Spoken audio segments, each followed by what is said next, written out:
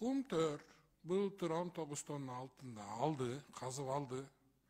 Казып алгандан кийин аны Кара-Балтага жиберди. Мындай эчтеке не обработанный алтынды. Кара-Балта афинажный завод аны шлифовать этип, международный стандартты алып келип 999 деген печатын коюп туруп Национальный банкка сатты. Национальный банк сом менен алтынды сатып алды.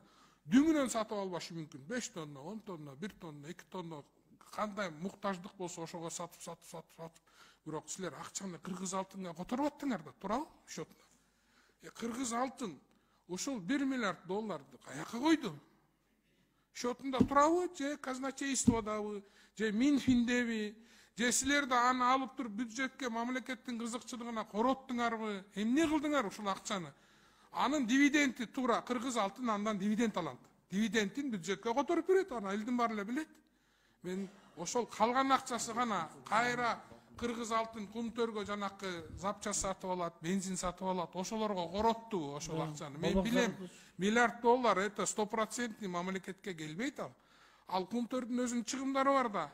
Жарымы Кумтөрдүн чыгымына кетет, бензинине кетет, соляркасына кетет, зарплатасына кетет, тигинисине кетет, мурусуна кетет. Ошону айтып бербейсиңерби? Пожалуйста. Болбок Зарлыкович, бул чындыгында сиз туура айтып атасыз. Ал Кумтөрдөн өндүрүлгөн алтын биринчи ошо кыргыз алтын андан кийин преимущественное право Национальный банкка предлагать этип сатылат. Ал ошол миллиард доллар толугу менен эле кыргыз алтында туруп калды, андан дивиденд алабыз деген туура эмес, эң туура.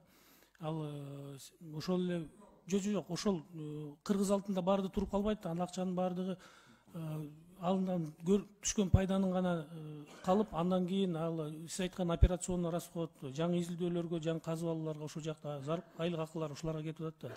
Ал мындай мен түшүндүрүп берейин. Ушуну баарыңар түшүндүрүп, элге туура түшүндүрүп жеткирүү бул жердегилердин баарынын иши. Губернатор да болуп иштедим ошондон улам башка. Кумтөрдөн казылган 19 тонна алтынды Кумтөр аны бир эле моментте 19 тонна болбойт, ал квартал ай сайын бөлүнгөн сайын аны Кара-Балтинский афинажный заводко жиберет. Бул жөн эле таш сыяктуу болот. Афинажный завод аны шлифовать этет. 999 кылып туруп, анан Национальный банкка өткөрүп берет. Келген сайын Национальный банк акырынан сатат, мына 1 миллиард доллар деп атасыңар. Бүттүшү менен Национальный банктын иши токтойт. Акча кыргыз алтын счетуна түшөт. Түшкөн сайын Кумтөр өзүнө зарплат, запчасть, ар кандай нерселерди сатып алып турат. Анан жылдын аягында калган прибыльди мамлекеттин эсебине өткөрүп берет. Илгери приблизительно миллиард доллар болсо, ошонун жарымы башка операцион иштерге кеткен, налогко кеткен, зарплатага кеткен, тамак ашка кеткен, запчас алганга кеткен. Где-то бир 300-400 миллион доллар кыргыздын чөнтөгүнө түшүп турган. Канадалыктардын. Азыр ошол менин оюмча мына пенсияны көтөрүүгө, тиги буга, ар кандай мамлекеттин нерсесине кетип атат. Ошону туура түшүндүрөлү. Антпесе болбойт. Мына 780 миллион доллар Национальный банк золотовалютный резервден акчаны кармаганга кетип туруп, кокуй Кумтөрдүн акчасы өлгөн турбайбы деген туура эмес. Ушуну биз туура эмес элге түшүндүрүп атабыз.